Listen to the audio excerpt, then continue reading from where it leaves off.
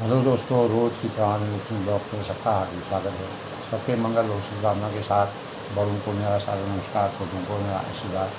मैं ठीक हूँ, आशा करता हूँ कि आप ठीक होंगे। रामचरितमानस की अयोध्या कांड में दोस्तों विभिन्न प्रकार के भगवान राम सच्चिदानंद घन धीरता के स्वरूप, उनकी जीवन लीलाओं और स्वयंवर के पश्चात विवाह के बाद के जीवन लीलाओं का जिस प्रकार से वर्णन तुलसीदास जी ने किया है। राज्याभिषेक के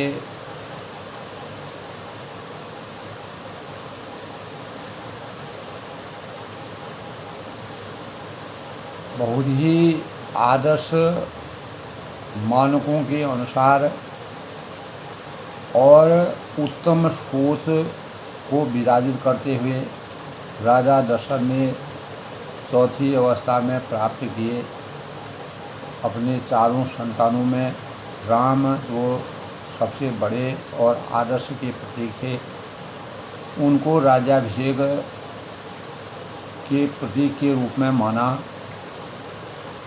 और उनके राज्याभिषेक के लिए अनेक प्रकार की तैयारियां पूरी अयोध्या में करने के विचारों का जैसे ही मंथन किया तो एकाएक अयोध्या में इस प्रकार का परिवेश हो गया, जिसके परिणाम स्वरूप रानी कैकेयी के द्वारा मांगे गए दो वरदानों के एकाएक देवताओं के द्वारा अनेक मंत्रणाओं के परिणाम स्वरूप मंत्रा के द्वारा कैकेयी के अंतःकरण हृदय को परिवर्तन, जो माँ सरस्वती के द्वारा हृदय परिवर्तन कराया गया, वो भगवान राम के विभिन्न प्रकार की लीलाओं से संबंधित था। और देवताओं ने इस प्रकार का अनुनय विनय प्रार्थना आराधना की कि भगवान राम कैसे न कैसे वन में 14 साल का वनवास लेकर के वन में आए और जिसके परिणाम स्वरूप रघुवंश की मर्यादा के अनुकूल भगवान किस रूप में दशरथ जी के वहाँ अवतरण हुए, उसका पूरा रहस्य आगे को अनेक आतताई जो हैं और रावण जैसे अहंकारी राजाओं का वध करने के लिए भगवान ने कितने प्रकार की, यहाँ तक कि सीता जी का हरण तक हुआ। तो अंततोगत्वा भगवान राम को वनवास जब होता है, कैकेयी के वरदानों में भगवान राम ही एक ऐसे थे जो राक्षसों का अंत कर सकते थे और आगे की लीलाओं को पूर्ण रूप से संपादित करते हुए रघुवंश की मर्यादा को आगे चला करके रामचरितमानस का इतना बड़ा ग्रंथ की जो रचना हुई, उन भावों को मानव चेतना के अंतःकरण में ज्ञान की उच्चता का जो समावेश होता है, चाहे वो आदर्शता हो, मानवता हो, संस्कार हो, धर्म हो, नीति हो और मानव धर्म हो, सत्य और असत्य के बीच की कड़ी से हम कैसे सत्य ही की विजय होती है, उस बात को प्रमाणित कर सकते हैं। तो जब भगवान राम लक्ष्मण और सीता राजा दशरथ के द्वारा दिए गए वरदानों के परिणाम स्वरूप सुमंत यानी मंत्री के साथ तमसा नदी के किनारे पर वास करते हैं, तो अनेकों भगवान ने रात्रि में जग करके अयोध्या वासियों को वह किसी प्रकार के मना करने के न करने से विचलित थे, तो वह उनको रात्रि में ही जग करके आगे की लीलाएं करनी थी, जिसके परिणामस्वरूप अयोध्यावासी वहाँ से तमसा नदी से अयोध्या को लौटे। यद्यपि वह मन से, वाणी से, कर्म से भगवान राम के प्रति पूर्ण समर्पित थे। जब भगवान राम ने उनको सशरीर जो है वह अयोध्या पहुँच गए, तो भगवान राम तब गंगा तीर पर पहुँचे और वहाँ पर पहुँच कर के उनका निषादराज केवट और वहाँ के स्त्री पुरुषों से अनेक प्रकार के संवाद होते हैं, तर्क वितर्क होता है। भगवान राम को केवट के द्वारा नाव, गंगा के तीर यानी नाव से पार करने की जो बातें हुई,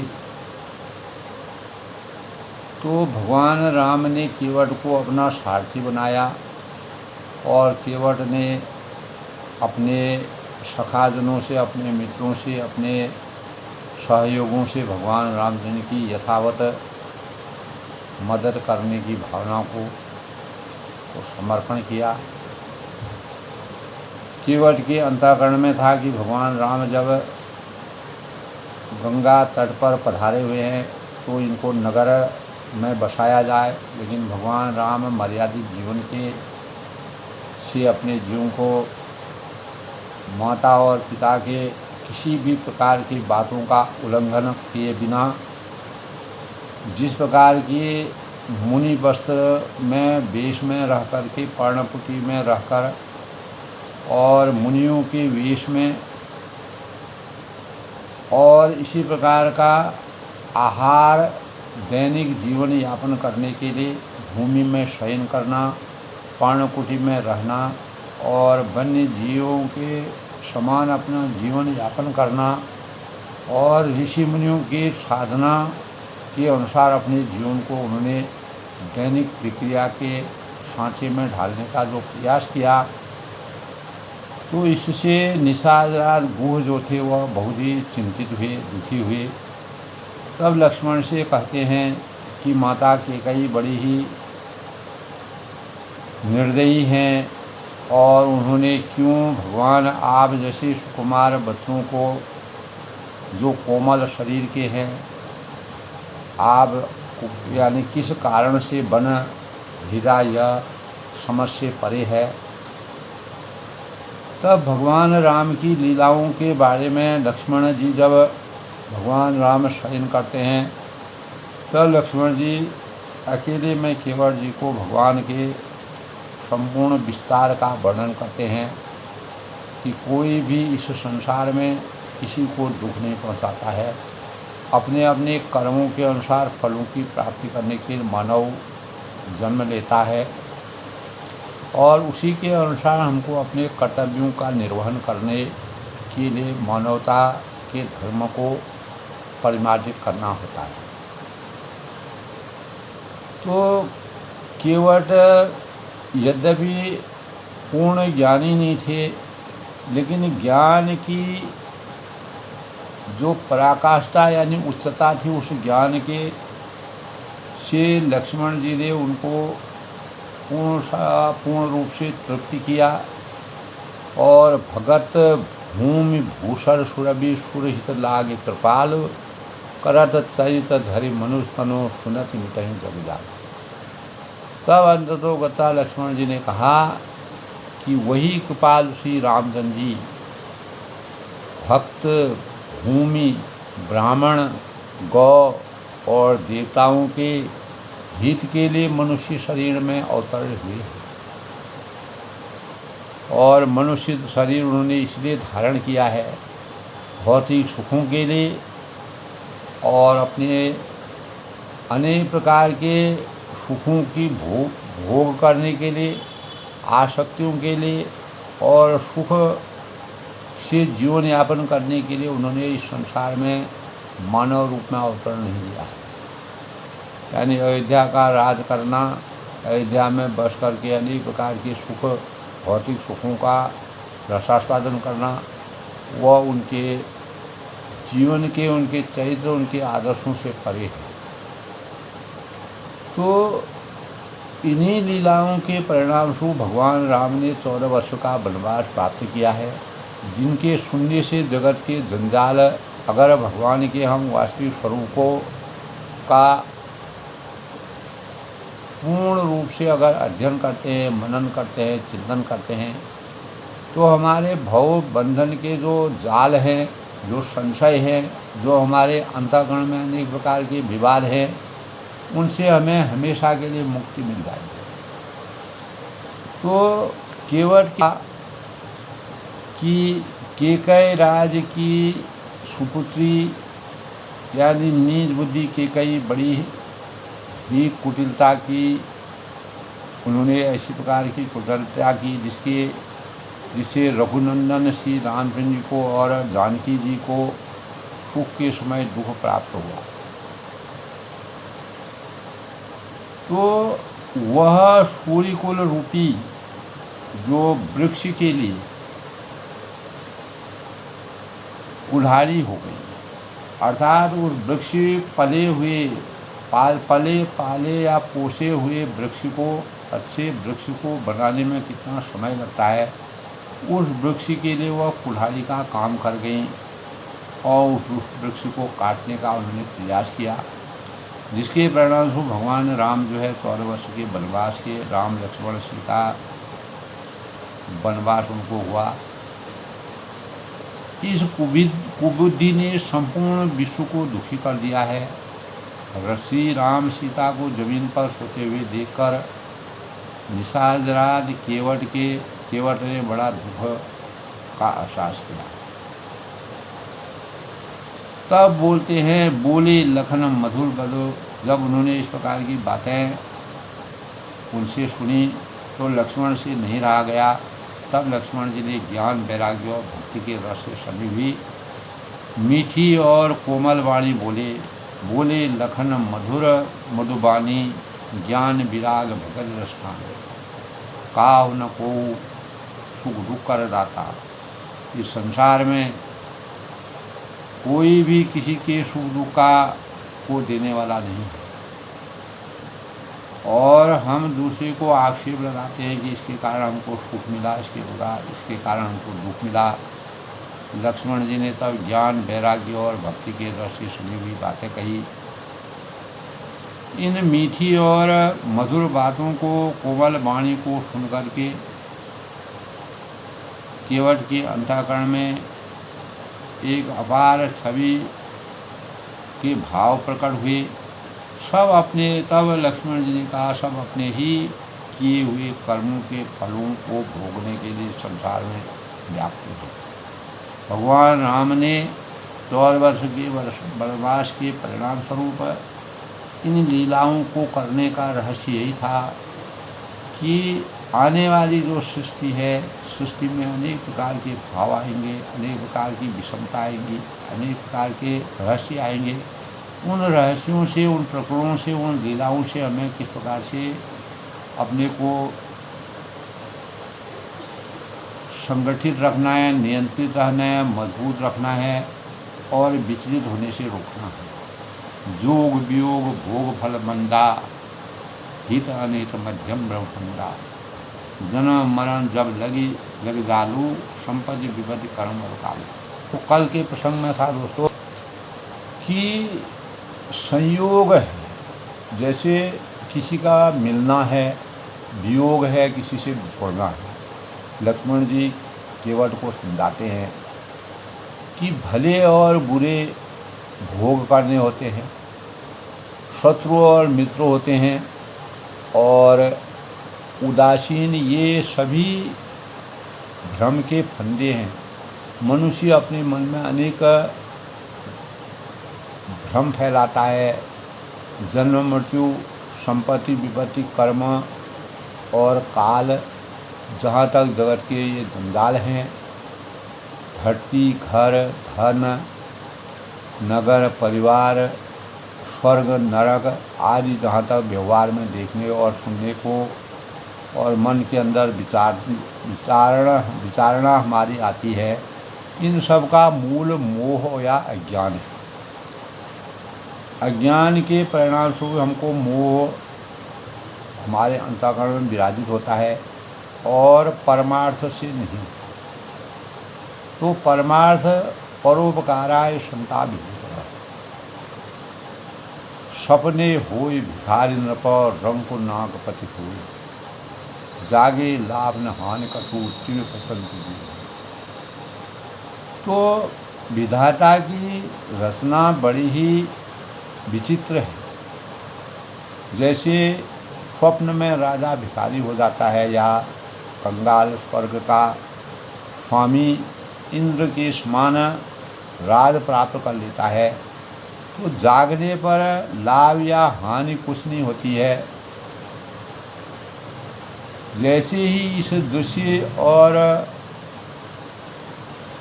यानी जो प्रपंच को हृदय में देखना चाहिए, तो ऐसा विचार कर क्रोध नहीं करना चाहिए और न किसी को अपयश का भागी बनाना चाहिए, न किसी को दोषारोपण करना चाहिए। व्यर्थ किसी को दोष देना यह उचित नहीं है। सब लोग मोह रूपी रात्रि में सोने वाले हैं और सोते हुए उन्हें अनेकों प्रकार के स्वप्न दिखाई देते हैं। मानव जीवन में अनेक प्रकार के आदमी अपनी अपेक्षाओं के अनुसार दिव्य स्वप्नों में खोया रहता है। तो इस जगत रूपी रात्रि में जो योगी लोग जागते हैं, मानव कल्याण करते हैं, परमार्थी है और प्रपंच यानी माइक जगत से छूटे हुए हैं। जगत से जीव को जागा हुआ तभी जानना चाहिए जब संपूर्ण भोग और विलास से वैराग्य हो। तो विवेक होने पर लक्ष्मण जी केवल जिसे कहते हैं कि विवेक होने पर मोह रूपी भ्रम जो है वो भाग जाता है। जब हमको ज्ञान और भक्ति से विवेक की प्राप्ति होती है, तब विद्या और ज्ञान से जब भक्ति की प्राप्ति होती है तो अज्ञान का समूल नष्ट हो जाता है और हमारे अंतःकरण में ज्ञान रूपी प्रकाश का संचार होता है। श्री रघुनाथ जी के चरणों में प्रेम स्वयं ही विराजमान हो जाता है। हे सखा, मन वचन और कर्म से श्री राम के चरणों में प्रेम होना यही सर्वश्रेष्ठ परमार्थ और पुरुषार्थ है। अगर इन भावों को जो जान गया, समझ गया, जिसने अपने अंतःकरण में इन बातों को विचार मंथन किया, तो श्री रामचंद्र जी परमार्थ स्वरूप परम वस्तु या परम ब्रह्म हैं। वे अविगत जानने में या न जाने यानी जानने में या आने वाले यानी जो अलग स्थूल दृष्टि से देखने और न आने वाले अनादि आदि रहित अनुपम उपमा रहित सब विकारों से रहित और भेद शून्य। तो वेद जिनका नीति कहकर निरूपण करते हैं, गुणगान करते हैं, तो ऐसे भगवान ने वन में आना और अनेक प्रकार की लीलाओं को करना, यह प्रभु की इच्छा पर निहित है। किसी को दोष देना यह नीति संगत नहीं है, मर्यादित नहीं है।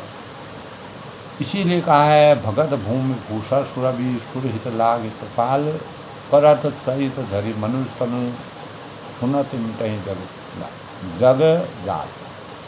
तो वही कृपालु भगवान श्री रामचंद्र जी भक्त, भूमि, ब्राह्मण, गौ और देवता ये मुख्य हैं जो के हित करने के लिए उन्होंने त्रेता युग में मानव रूप में अवतरित होकर के अपना शरीर धारण करके अनेकों लीलाएँ की।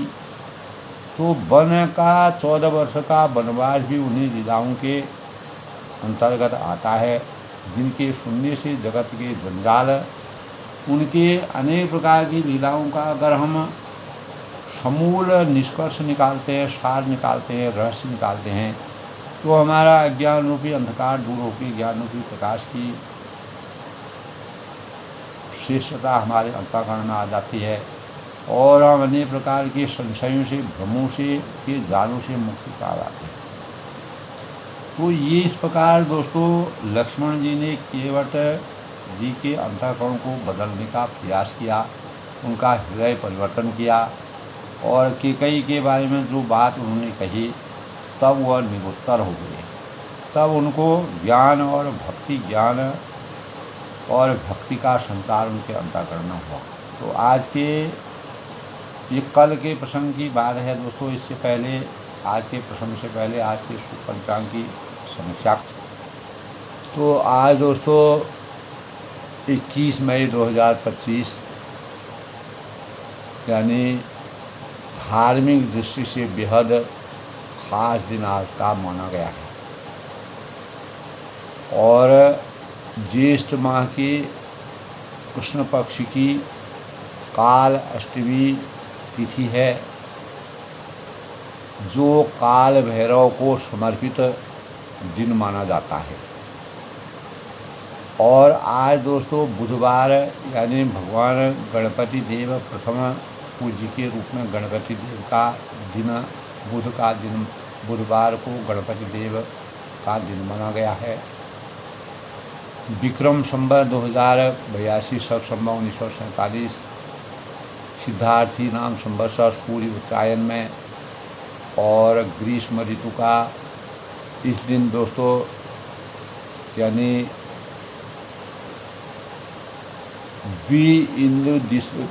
पुष्कर योग का संयोग है और घनिष्ठा नक्षत्र जैसे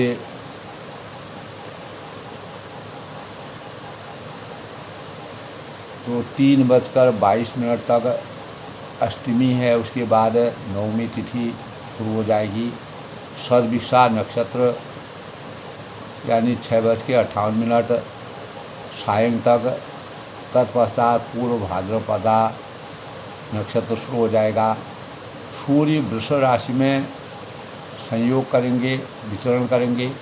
वैधुत्य योग 12:34 तक है, उसके बाद विषकुंभ योग कर्ण तैतिल 4:13 तक, बाद में फिर गढ़। तो शुभ फलदायक दिन, मंगलकारी दिन आज माना गया है। आज के शुभ मुहूर्त की बात करें तो आज अभिजीत मुहूर्त नहीं है। अमृतकाल 11:55 से 12:05 तक है। ब्रह्म मुहूर्त आज दोस्तों 4:10 से 4:58 तक है। पश्चिम दिशा शूल है। राहु काल आज 10:52 से 11:10 तक है और सूर्योदय आज दोस्तों 5:57 और सूर्यास्त 7:06 पर है। इस प्रकार आज के शुभ पंचांग के भावों का संयोग है। जैसे कि हम जानते हैं दोस्तों आज बुधवार का दिन है। बुधवार की प्रकृति चर और सौम्य मानी गई है। ज्योतिष के अनुसार यह भगवान गणेश जी और लाल किताब के अनुसार दुर्गा माता के को समर्पित यह दिन माना गया है। कमज़ोर बुद्धि वाले, मस्तिष्क वाले जो लोग होते हैं उनको बुध गणेश जी का स्मरण करना और बुध देवता का विधि विधान के साथ पूजन करना चाहिए। गजाननं भूतगणाधीशं कपिलजम्बू फलितार्भक्षणं उमा सुतं शोक विनाशकारकं नमामि विघ्नेश्वर पादपद्मं। ओम गणानान्ता गणपय नमः। तो गणपति देवता के पूजन के साथ दोस्तों तभी गणपति देवता के लिए कहा है वक्रतुंडं महाकाय सूर्यकोटि समप्रभु निर्विघ्नं कुरु मे देव सर्वकार्येषु सर्वदा ओम गणपते नमः। यानी गणपति सब कार्यों को संपन्न करने वाले हैं और हमारे हिंदू शास्त्र में गणपति देवता को प्रथम पूज्य के रूप में माना जाता है। भगवान बुध और गणपति का बड़ा ही सानिध्य माना गया है। जब भगवान गणपति कैलाश पर्वत में उनका जन्म हो रहा था तो ऐसे संयोग में बुध देवता वहाँ पर पहुँचे और उन्होंने भगवान गणपति के दर्शन किए और तभी से भगवान बुध और गणपति देवता का संयोग है। बुधवार को भगवान गणेश की उपासना भी की जाती है। भगवान गणेश जी प्रथम पूज्य के रूप में माने गए हैं। दुखों को हरने वाले, सुखों के मानक माने गए हैं। बुधवार को जन्मे जो भी जातक होते हैं वह मधुर वाणी के होते हैं और समर्पित जीवन वाले होते हैं। हिंदू धर्म में पूजा उपासना से पूर्ण गणेश सभी देवी देवताओं की पूजा से प्रथम गणेश जी का पूजन करने का भाव है, क्योंकि गणेश जी ने संपूर्ण ब्रह्मांड की परिक्रमा करके अपने माता पिता के सानिध्य से यानी उनके आशीर्वाद से प्रथम पूज्य होने का वरदान प्राप्त किया। बुधदेव जी कैलाश पर्वत पर जब भगवान गणेश को थे तो बुधदेव जी कैलाश पर्वत पर विराजमान थे। तो भगवान विद्या और बुद्धि के सूचक के रूप में गणेश भगवान की पूजा अर्चना की जाती है। धैर्य के साथ बुद्धि विवेक और बाधाओं को समाप्त करने वाले, ओम सौभाग्य और के प्रदाता गणपति सर्व जन में वंश मतलब सब जनों के जीवन को, लोगों के जीवन को सही मार्ग व अनुसरण करने से गणेश भगवान की प्रेरणा प्राप्त होती है। ज्ञान की तलाश करने के लिए हमें गणेश जी का पूजन करना चाहिए। गणेश जी की बुद्धि से जीवन की चुनौतियों से हमको सामना करने का मनोबल प्राप्त होता है। गणेश जी की शिक्षाएं अज्ञान रूपी अंधकार से ज्ञान रूपी प्रकाश की पराकाष्ठा यानी उच्चता को प्राप्त करना है। माता लक्ष्मी ने अपने दत्तक पुत्र के रूप में गणेश जी को अपने दत्तक पुत्र के रूप में उनकी आराधना की थी।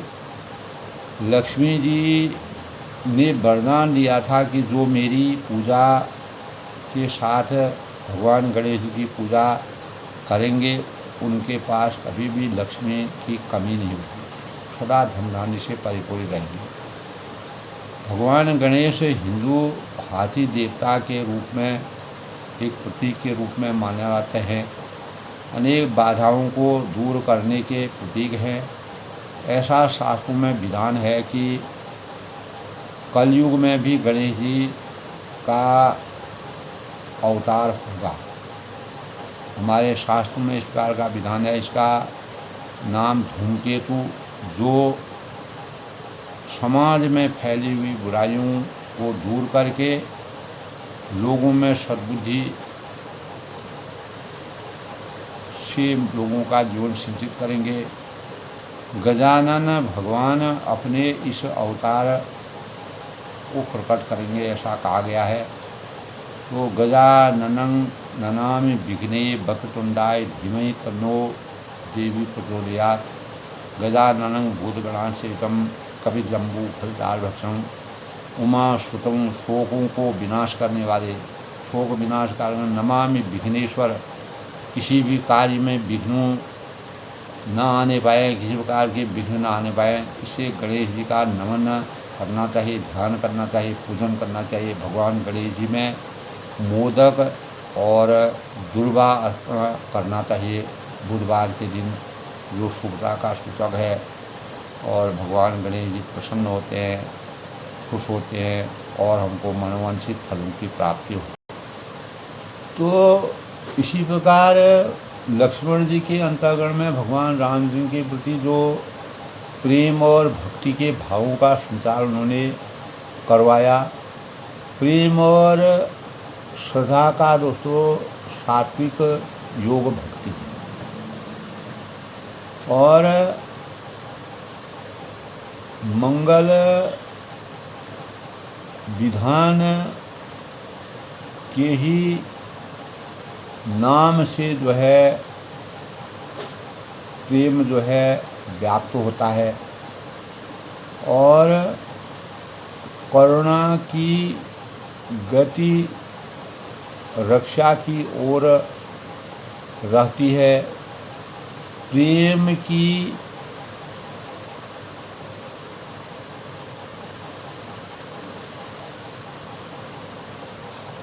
तो ऐसे अवसर पर लक्ष्मण जी के अंतःकरण में अंतर्मन की शुभकामना जब केवट के अंतःकरण में विराजमान होती हैं, तो किसी विशेष अवसर पर दोस्तों जब लोग मिलते हैं, शुभकामना और बधाई देते हैं।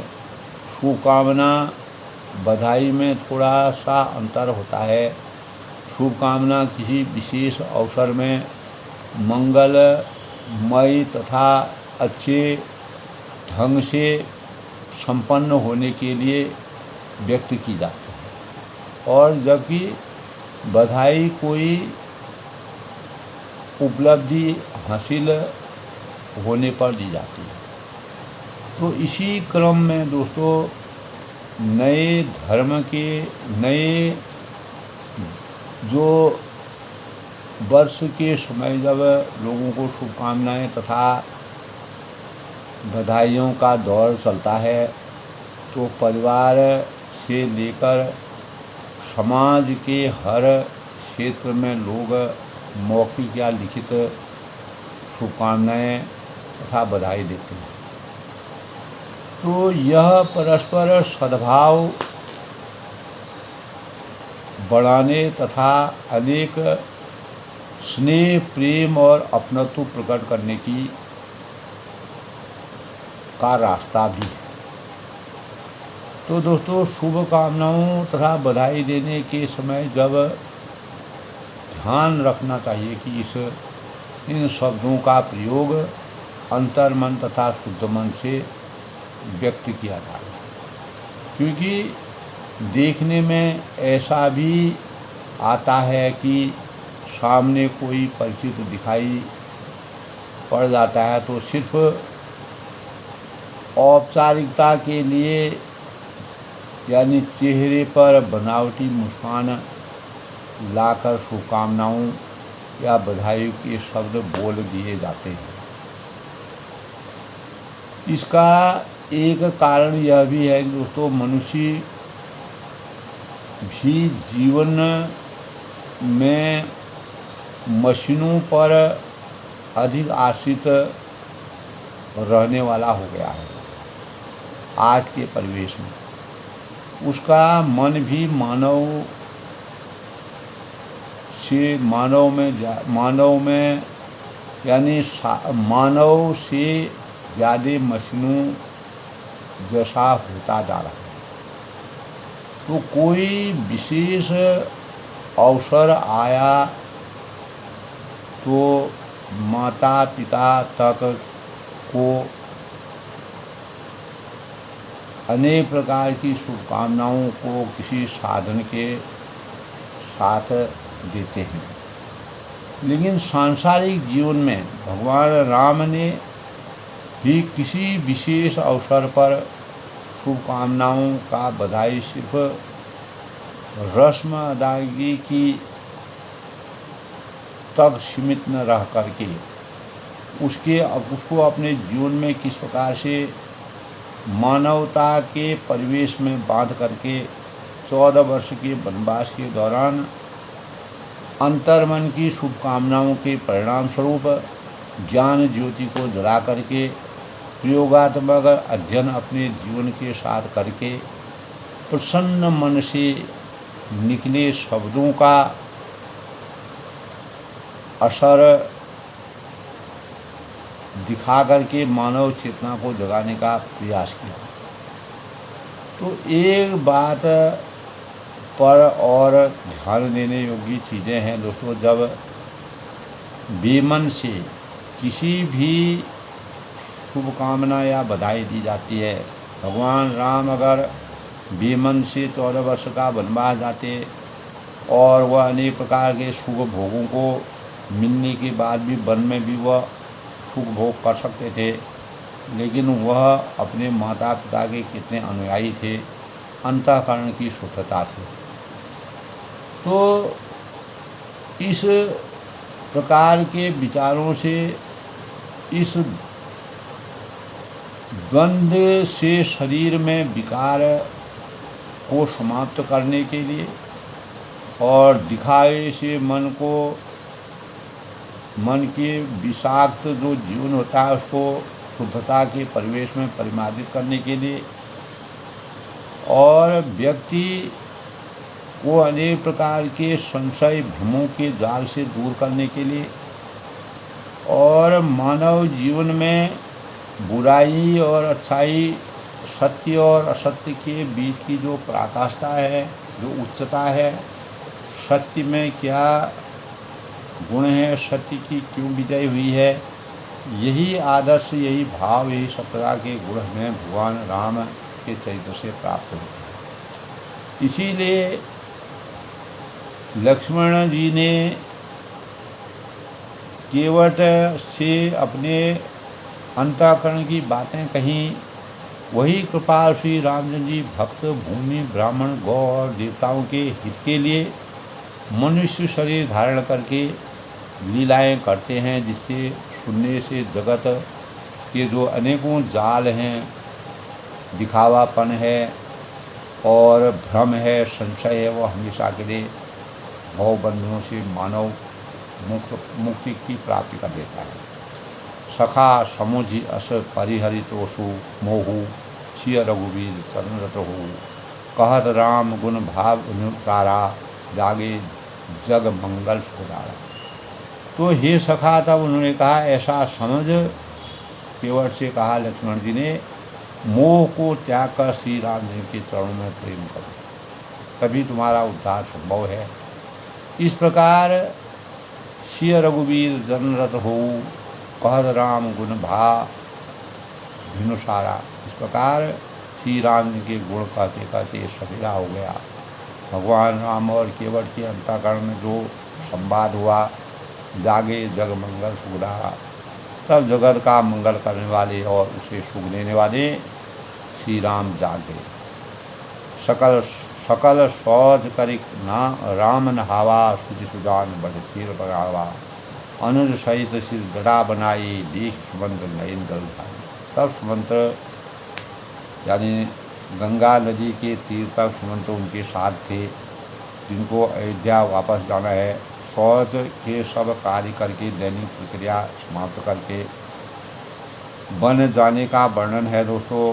भगवान राम के द्वारा पवित्र और सुजान श्री राम जी ने स्नान ध्यान किया और फिर बढ़कर यानी बड़ का दूध मंगाया और छोटे भाई लक्ष्मण जी सहित उस दूध को सिर की जटाओं पर, सिर की जटाएँ बनाई, क्योंकि उससे बाल जटाएँ सुलझ जाती है। यह देखकर सुमंत्र जी के नेत्रों में जल भराया कि भगवान राम ऐसे सौहार्दमय जीवन में यापन करने वाले, कैसा किसी प्रकार के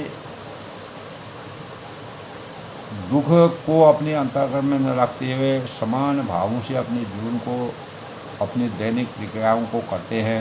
हृदय दाव अति बदन मलिना। तब सुमंत्र जी का हृदय जो है वह बहुत ही अत्यंत जलने लगा और वह अनेक बातें उनके बारे में सोचने लगे, मलिन हो गए। कहकर जोरी वचन अति दीना, और वे हाथ जोड़कर अत्यंत दीन वचन बोलते हैं। नाथ कहूँ कौशलनाथ, ये नाथ, मुझे कौशलनाथ महाराज दशरथ जी ने ऐसी आज्ञा दी है कि तुम रथ लेकर श्री राम जी को के साथ जाओ और वन दिखाए सुसरी अनुवाय। और वन दिखाकर गंगा स्नान कराकर दोनों भाइयों को तुरंत लौटा लाऊं। आने हूँ फिर बीग दो आई, और लखन राम से आने हूँ फिर।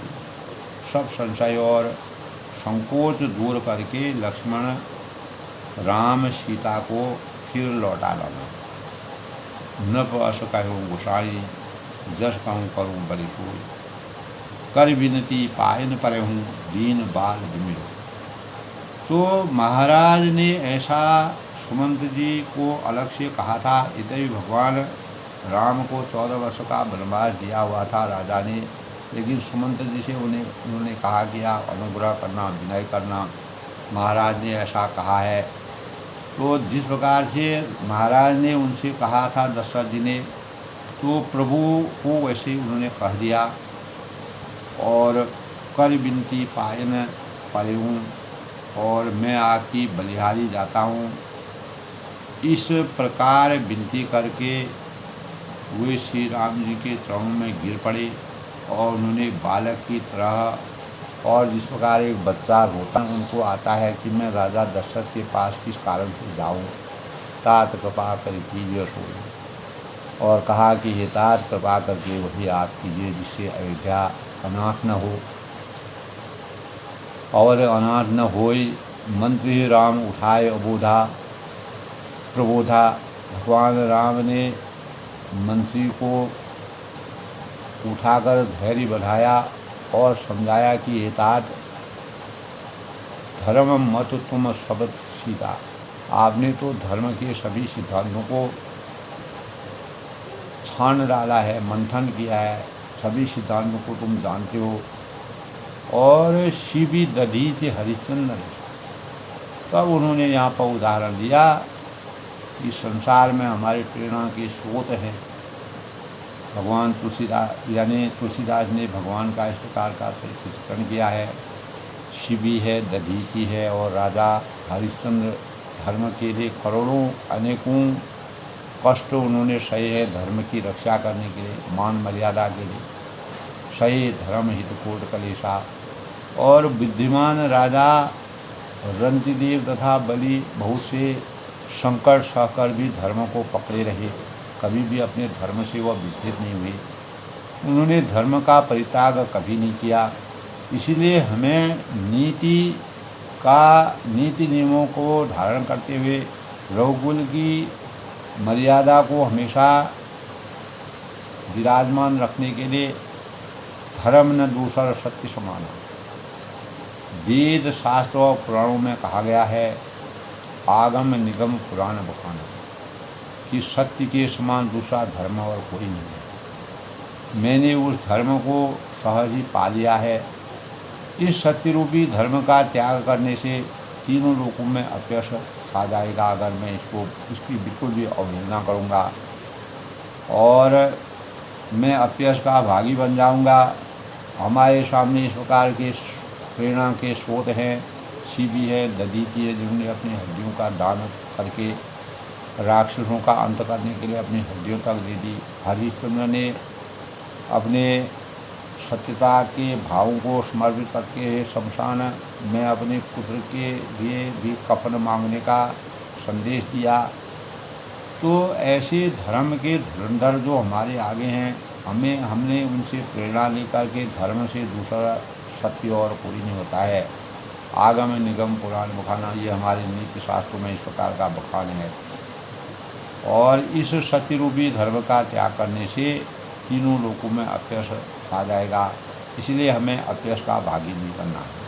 संभावित कौन अपयश दाऊ। और प्रतिष्ठित पुरुष के लिए अपयश की प्राप्ति करोड़ों मृत्यु के समान भीषण संताप देने वाली होती है, उसे महान दुख प्राप्त होता है।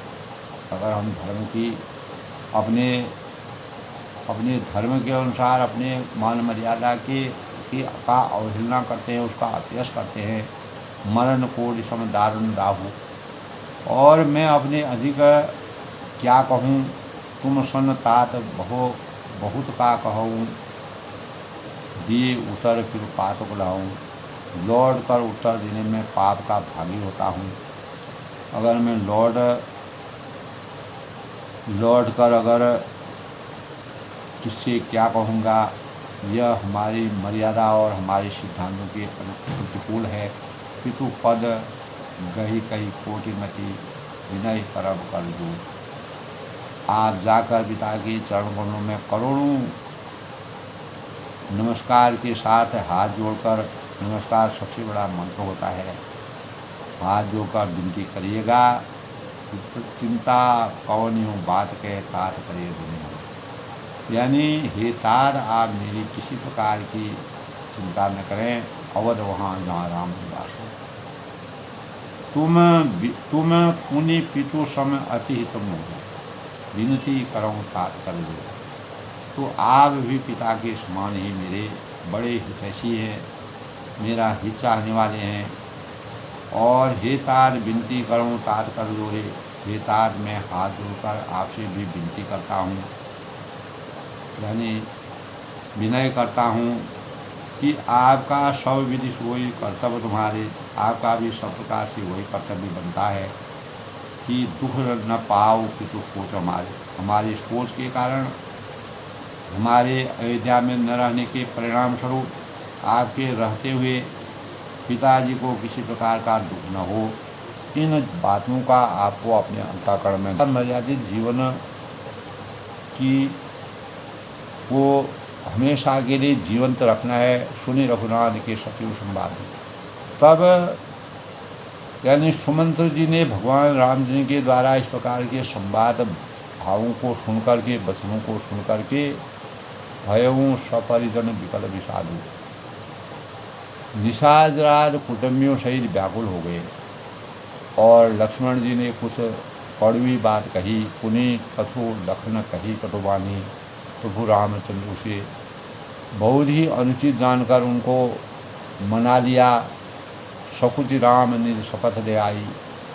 तो श्री रामचंद्र ने संकुचाकर संकोचवश अपनी सौगंध दिलाकर सुमंत्र से कहा कि आप जाकर लक्ष्मण का यह संदेश न कहिएगा। लखन संदेश कह सुमंत पुनि भूप संदेशु। और सुमंत जी ने फिर राजा का संदेश कहा कि सीता बन के देश को न सह पाएगी, क्योंकि राजा ने यही कहा था अगर राम और लक्ष्मण किसी कारणवश ना आ सके तो सीता जी को अवश्य लाना। वही विचार उन्होंने उनके सामने रखे कि मेरी अवध आओ फिर सिया। तो किस तरह सीता अयोध्या को लौट आवे, सोई रघुबर तुम्हें करनी या। तुमको और श्री राम जी को यही उपाय करना चाहिए, नतर निकट अवलंब दिखाना, नहीं तो मैं बिल्कुल ही बिना सहारे का होकर वैसे ही कैसे मैं लौट जाऊंगा। जैसे बिना जल के मछली तड़पती है उस प्रकार मैं तड़प तड़प के अयोध्या में किस प्रकार से जाऊंगा। अनेक प्रकार के भावुक बातों को करते हुए सुमंत जी के अंतःकरण में भगवान राम के प्रति किस प्रकार के विचारों का मंथन होता है। मई के ससुर सकल सुख, सीता जी के मायके में पिताजी के घर और ससुराल में सब सुख संपन्नता है। जब ही जहाँ मन मान, और जब तक यह विपत्ति दूर नहीं होती है, यानी वन का समय, वनवास का समय पूर्ण नहीं होता है, तब तक वे जब जहाँ भी चाहे वहाँ सुख से रहेंगी। इस प्रकार के बातों को कह करके सीता जी के लौटने का प्रसंग उन्होंने बार बार राजा के कही हुई बातों को भगवान राम जी के अंतःकरण में डाली। लेकिन हो गई सोई जो राम रजराखा, कोकल तरक बढ़ाव ही शाखा। विधि की रचना बड़ी विचित्र है। और सुमंत्र जी ने अंततोगत्वा जब उनकी एक न चली, मान मर्यादा और धर्म की नीति के अनुसार अपने अपने कर्मों और कर्तव्यों के निर्वहन के लिए मानवता को संदेश देने के लिए भगवान राम, लक्ष्मण और सीता जी वन को आए हैं। तो सुमंत जी ने अपनी बातें सहर्ष और पूर्ण निष्ठा भाव से रखी, लेकिन भगवान विधि की रचना क्या होती है उसको कोई नहीं जानता है। तो आज के प्रसंग में दोस्तों सुमंत जी ने किस प्रकार से भगवान राम, लक्ष्मण और सीता जी के लौटने की बातें कही, लेकिन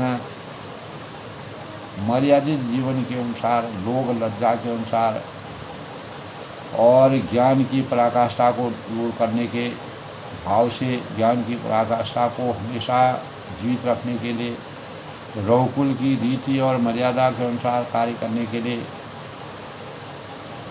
नीति ऐसा नहीं कहती है कि भगवान राम लौटें, क्योंकि उनको 14 वर्ष का वनवास का जो उन्होंने वरदान उनको प्राप्त किया हुआ है, वह बातों से उसका